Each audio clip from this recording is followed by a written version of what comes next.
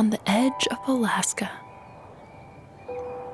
where the Pacific Ocean clashes with rugged mountains, stands one of America's most unique public lands. To the naked eye, it's a landscape dominated by towering trees and water. But deep in the forest, under the shade of ancient spruce and hemlocks, and in the gravels of crystal-clear rivers, a miracle is born. One that has sustained life here for millennia, and continues to today. It's amazing for me to think about, all the way from that egg that's deposited in the river, what an impact salmon have on the livelihoods of so many people across not only Southeast Alaska, but the entire world. Join us as we follow salmon on their epic annual journey from the ocean back to the streams of the forest, revealing along the way what ultimately makes this public land one of our greatest national treasures.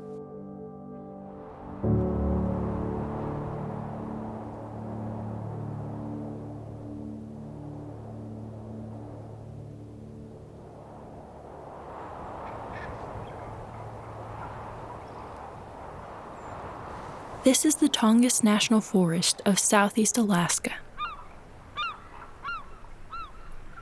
It's the largest national forest in America, and together with its sister forest, the Chugach, they make up the most expansive, intact temperate rainforest on Earth. It's now July, and anticipation is in the air. Animals from all over the forest are beginning to congregate along the streams.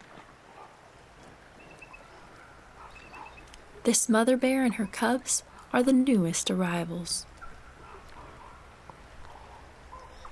They've traveled here from their winter den in the high country, eager for the annual return of salmon.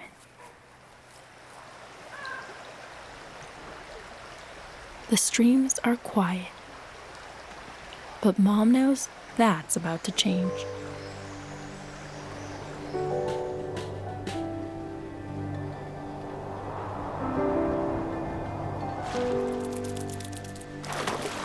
This is the start of one of Earth's greatest migrations. After years feeding out in the open ocean, Pacific salmon are finally heading home to streams in the forest. King, sockeye, coho, pink, and chum salmon all thrive here, and together make schools numbering in the millions. Life here in the Tongass National Forest depends on salmon for survival, and as they make their way into the coastal waters, they're met with the first people who engage with their journey. My name's Carl Jordan. I have the fishing vessel Samara. It's a Southeast Alaska power trolling vessel, so I fish commercially for all 5 species of salmon. Moses Johnson, fishing vessel Cloud 9. Started in the seine skiff when I was 7, and did that for 25 years and then moved on deck. Mo and Carl are among a rare breed of men and women in America who still head out to sea to harvest wild salmon. Their entire year depends on a few months of successful fishing, so when the season starts, they have no time to waste. There is some fish in this area. We're getting ready to fish. You can see some schools of bait fish, which are the smaller kind of clouds. So if we look around and we see some whales and seabirds diving on the fish, those are good indications that the ecosystem's healthy. And those are kind of indicators that I look for when I'm deciding where to fish. Over the generations, fishermen here have mastered distinct strategies for catching each of the Tongass's 5 salmon species. Right now, Carl's trolling for high-dollar coho, which have to be caught with individual hooks and lines. Trolling is more of an artisan fishery. It's kind of smaller scale. We're harvesting the fish one at a time. So each fish is kind of individually handled for care and quality because it's ultimately going to end up on somebody's dinner plate. Carl will have a few weeks to reach his fishing quota, catching on average less than 100 salmon a day. But Mo's going after much bigger numbers and doesn't have the same luxury of time. There's a lot riding on every opening. You get to fish basically 15 hours at a time. Compared to other fisheries where you got room for error, you make the wrong choice, you could make it up some other time, but seining's a lot different. Seining allows fishermen like Mo to catch huge schools of pink salmon. They're the most abundant salmon on Earth, and in Southeast Alaska, the National Forest here produces 95% of the catch. Over the decades, Mo's learned how to spot pinks in the open ocean, but he can't miss a step if he wants to hit it big. You have to have a small skiff on one end of the net and the large boat on the other end. Circle the salmon, bring both ends of the net together. Hopefully there's a bunch of them.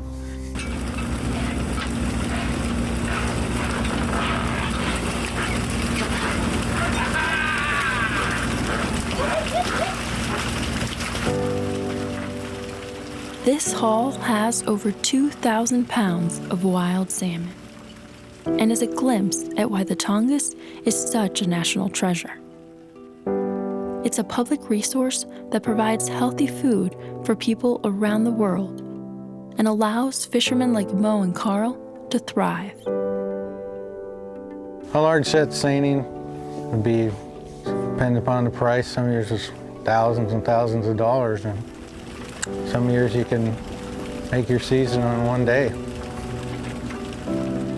When I harvest a lot of fish, it's a payday. I mean, this is how I bought my first house. This is how we pay for a vehicle. You know, it's very important for not only my family, but also the other businesses. It's a big business in Alaska, but it's not one big business. It's thousands of little businesses that all add up to a really big industry. The Tongass National Forest produces 25% of all wild-caught salmon in the Northeast Pacific. That's nearly 50 million salmon each year. It's an industry that generates over $1 billion for the economy and employs 1 in 10 people in Southeast Alaska. But as anyone who's ever visited here can tell you, this is just the beginning of salmon's impact along their journey home. But you come up here and it's so very different than the lower 48. You go on these adventures and you'll see this incredible landscape around here and seascapes, oceanscapes. And maybe hopefully you'll see the big web of life that salmon fit into. The Tongass National Forest is home to over 100 species of animals that depend directly on salmon for survival, offering visitors a glimpse of some of America's most iconic wildlife. As a result, tourism has flourished over the last few decades, giving rise to a whole new set of small businesses. My name is Ray Troll. I'm an artist. I live in Ketchikan, Alaska. We're right on the border where all the ships first come into Alaska. We have close to 1 million people that come through our town of about 13,000 humans on the side of this mountain. Ray began his career as a print artist in the early 80s, when tourism was only a small part of the economy here. He knew there was something unique about the salmon culture that surrounded him, and decided to put his skills to use. Here I was in this new land and my notebooks were filling up with, fishy drawings and that kind of thing. And I was a printmaker, so I knew how to pull a squeegee and I began to do these t-shirts. Ray's work comes in an incredible variety of shapes and colors, but it all draws on a common theme. Well, let's spawn, then humpies from hell. That was a big time is fun when you're having flies. Walk softly and carry a big fish. Sockeye delic, spawn of the dead, return to the sockeye. That's a bunch right there. Puns are dangerous things, lethal. They make people groan and moan. And sometimes they'll make them laugh. So that's what I try to do. A career as a fish artist might sound funny, but today, Ray's gallery does serious business, selling thousands of shirts throughout the summer months to visitors from around the world. It's a testament to how central salmon are to Southeast Alaska's appeal. But it wasn't always this way. There was a time in the Tongass when businesses like Ray's didn't even exist, when towns like Ketchikan weren't filled with tourists, but with loggers. When I first got here to the Tongass, the timber industries were huge. They thought that the forest here was on a 50-year rotation cycle. Cut them down, 50 years later, you get the same forest again. There were so many clear cuts. In the early days of Alaskan statehood, logging played an important role in populating the territory. But as the decades passed and the economics of logging faded, the Tongass became less valued for the timber it produced than for the ecosystem and fisheries it sustained. Now, industrial scale logging is scaled way back, and the tourism industry has maybe doubled and tripled in that time, and really replaced resource extraction. Today, tourism employs 20% of the workforce and generates more financial impact than any other industry in the region. Shifting priorities from timber to salmon has allowed the Tongass to maximize its public value, ensuring both the ecosystem and the industries that rely on it can prosper. Yeah, when you stop and think about it, what is pretty cool about the whole situation is that when the salmon are actually in the stream and they're doing their business down there, we simultaneously, right up above them in our little gallery, we're doing business too. We got to be doing business, because if the salmon aren't running, if that whole system isn't working, we are directly affected. We won't make a living. So keep on running, little salmon, keep running.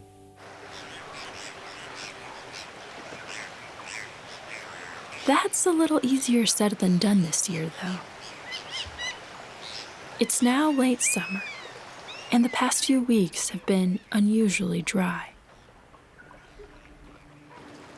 Low water levels have stranded salmon at the mouth of the river, preventing them from pushing upstream, but giving Mom her first shot at fishing this season.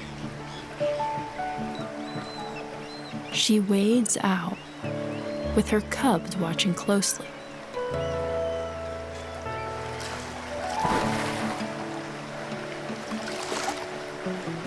It's been a year since she's caught a salmon, and her technique's a little rusty. But eventually, she lands one.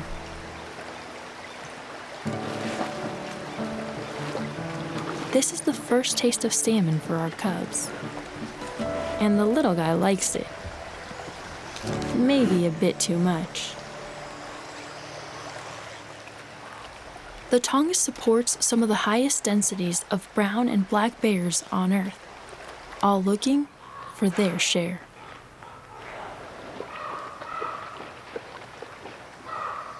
Fortunately for the salmon, droughts in a temperate rainforest don't tend to last for long.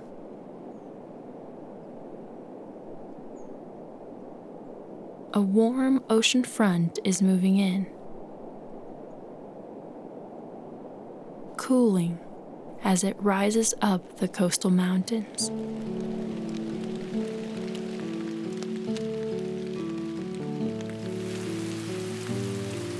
Rainfall like this is common in the Tongass, with some parts of the forest receiving more than 200 inches a year.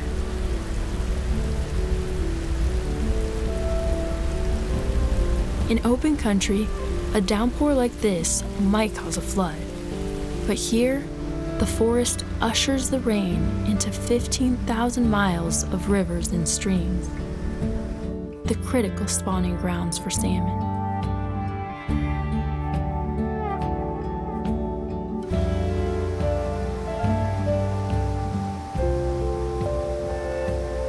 For some, waterfalls still stand in the way. But others rise above the challenge.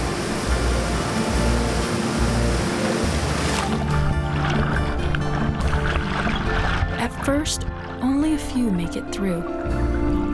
But soon, the streams rise and fill to the brim, offering up yet another way for people to engage with their journey.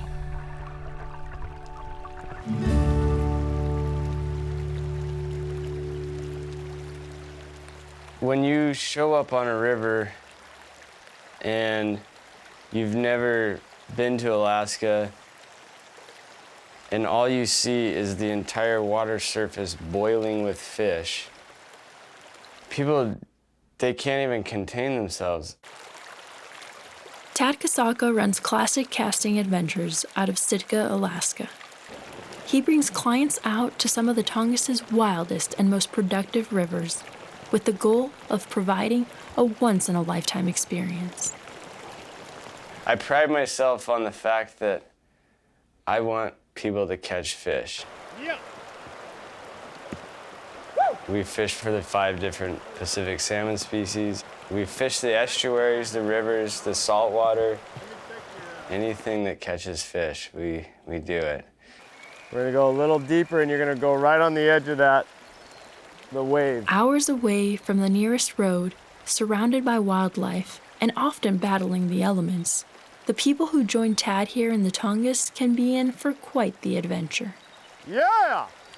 Nice salmon! But for the thousands of anglers who make the trek every year, landing a wild salmon makes it all worth it. Everyone that comes to Alaska, they want to say, I saw a salmon, I fished for a salmon. As long as salmon is in their sentence, they did it in Alaska. Alaska equals salmon, period. Come on, bro. Mommy, and a bunch of what? Salmon are at the center of what makes visiting the Tongass such a sought-after experience for so many Americans. But for the people like Tad who call this place home, they're an indispensable part of everyday life. Yeah. Ready.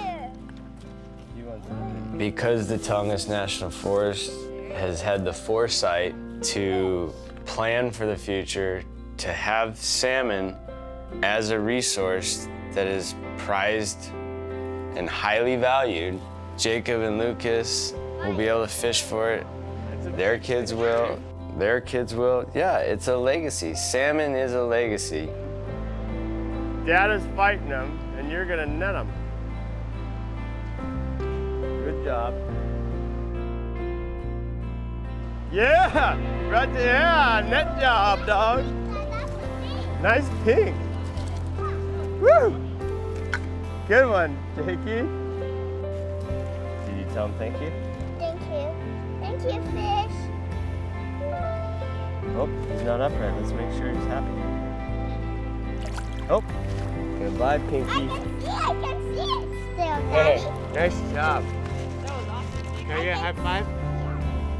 Healthy salmon runs on the Tongass do more than just provide jobs. They ensure the recreation and subsistence lifestyles unique to this region are protected and continue to thrive. The salmon are the lifeblood of this community. It's what we live and die by. My wife and my boys, I mean, it's in our...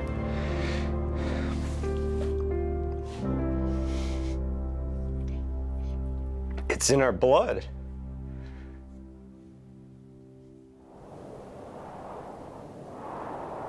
For so many people living in the Tongass, the return of salmon to the streams marks a critical time of each year. And that's true for no one more than the Tlingit, Haida, and Tsimshian peoples. They're the first known inhabitants of this region, and their connection to salmon runs deep.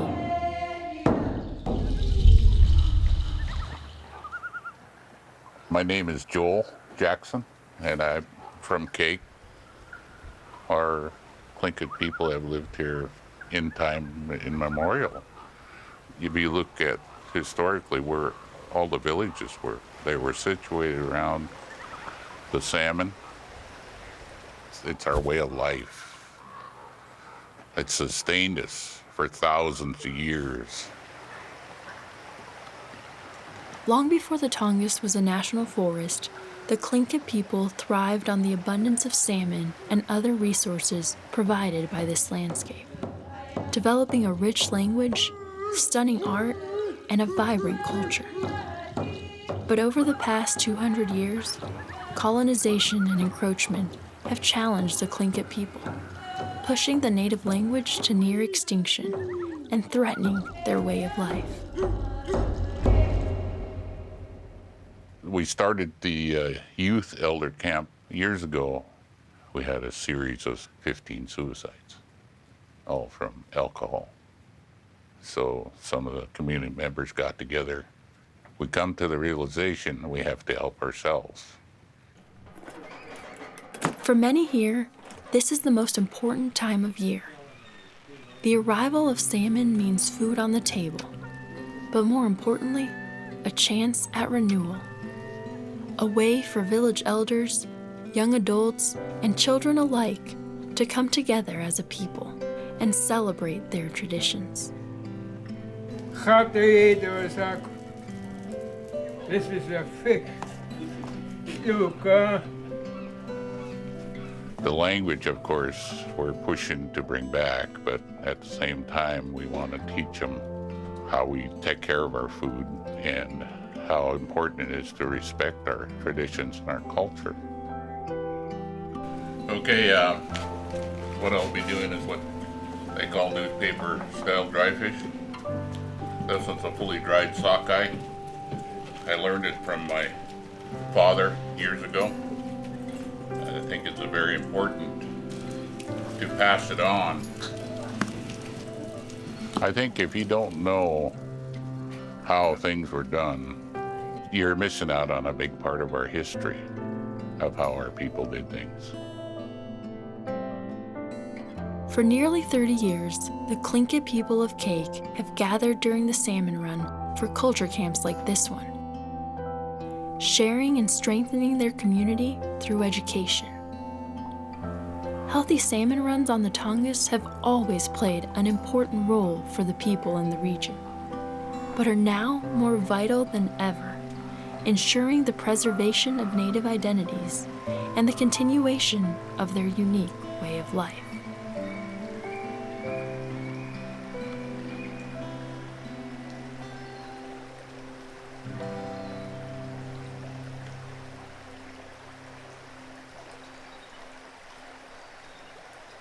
It's late August, and salmon have finally returned home to the forest.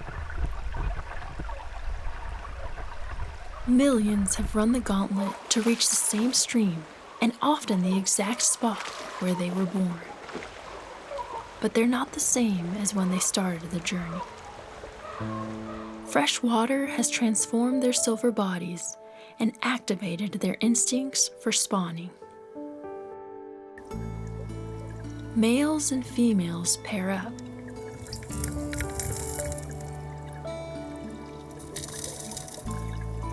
And the streams begin to fill with signs of new life. A single salmon can lay over 2,000 eggs, but the journey takes its toll.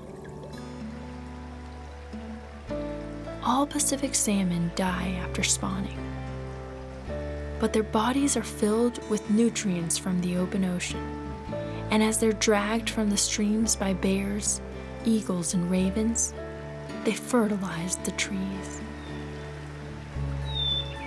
It's the final gift of their great migration, one that connects salmon with the forest, and in return provides the clean water, shade, and habitat for their young.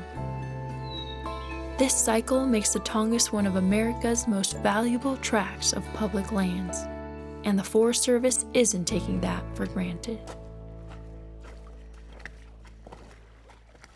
So when I think about walking through the perfect salmon stream, I think of big trees.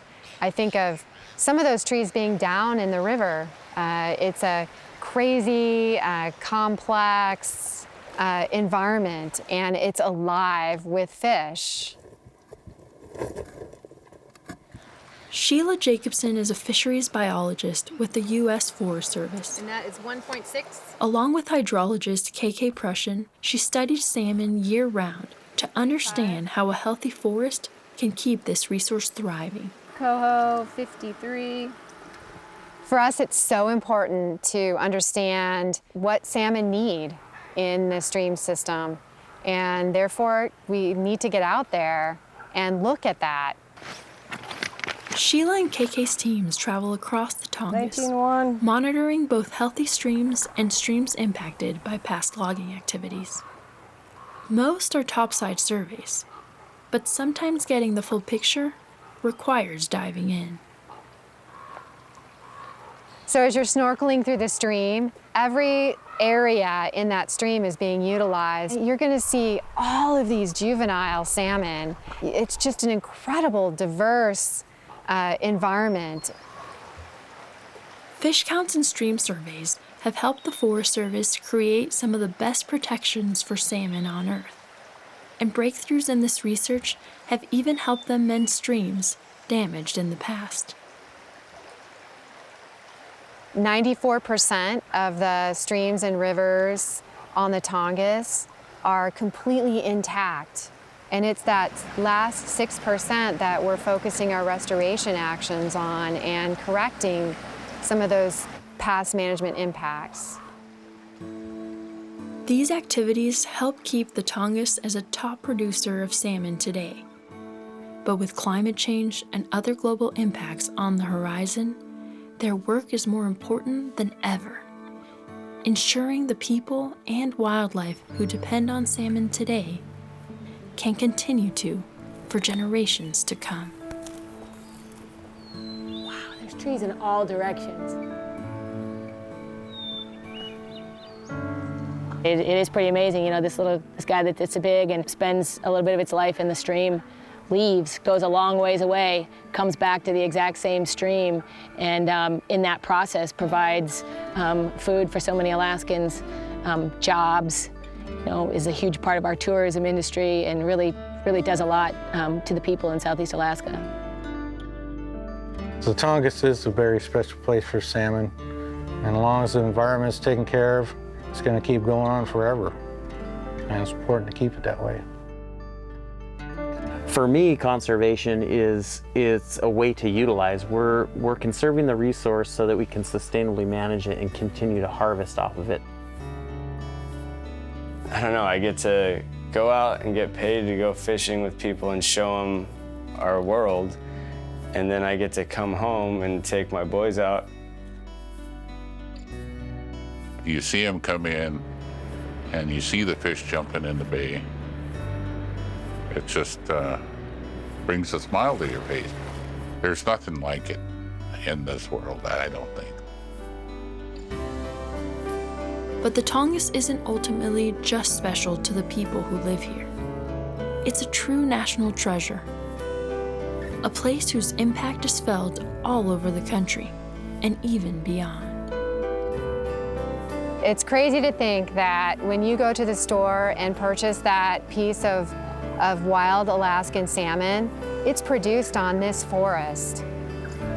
These are public lands.